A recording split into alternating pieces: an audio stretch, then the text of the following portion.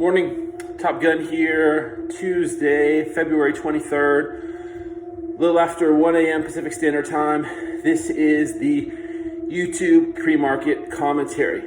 All right, section 1, the differing impact of rising rates on growth and value stocks. This was the key theme yesterday, where we saw the S&P down 0.77%, but the NASDAQ down 2.46%. Why the discrepancy? Well, if you look at the iShares S&P 500 Value ETF, the IWE, I believe, it was up 0.66%, while the iShares S&P 500 Growth ETF was down 1.94%. So yesterday we saw a shift out of growth and into value. Why?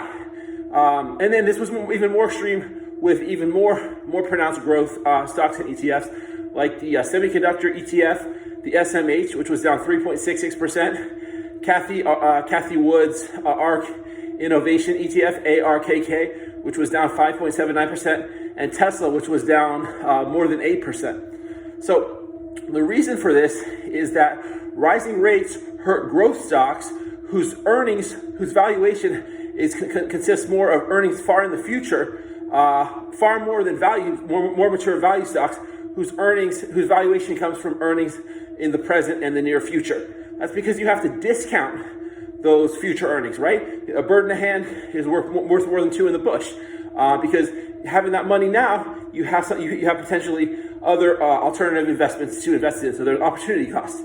Whereas with the money in the future, you don't have it. So you have to discount that money by some sort of discount rate, which is normally linked to the risk-free rate, or it can be a different rate, based on what you think you can earn. So like I wrote in Saturday morning's blog post, the big story last week was the 15 basis point increase in the yield on the 10-year Treasury. And it didn't matter last week, but it mattered in a big way yesterday. And you can see that real technical damage was done to the NASDAQ and the ARK ETF Innovation, which both closed below their 21-day moving averages, as well as Tesla, which closed below its 50-day exponential moving average, the one that Scott Redler likes to use, which I've included in the blog, as well as its 50-day simple moving average. Okay, the second big story yesterday that didn't get a lot of play was the monster move in the precious metals while Bitcoin sold off. So I was checking Bitcoin about an hour ago. It's down to about 50K, and it almost hit 60K, I think on Sunday. Well, the precious metals took off yesterday with the GDX and GDXJ, the gold miners ETF and the junior gold miners ETF, up almost 5% and almost 6% respectively, and the SIL and the SILJ up something like almost 7 and more than 8% yesterday.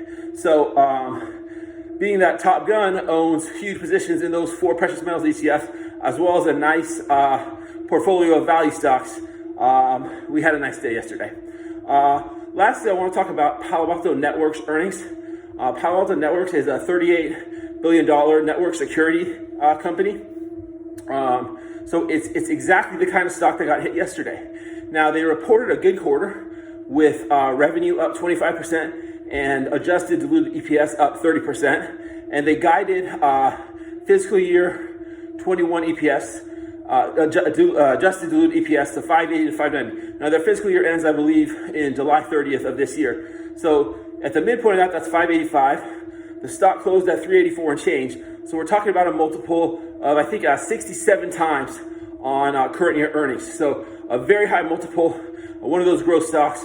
It closed the after hours down a little less than 2%. Keep your eye on Palo Alto Networks today. And I will see you guys tomorrow.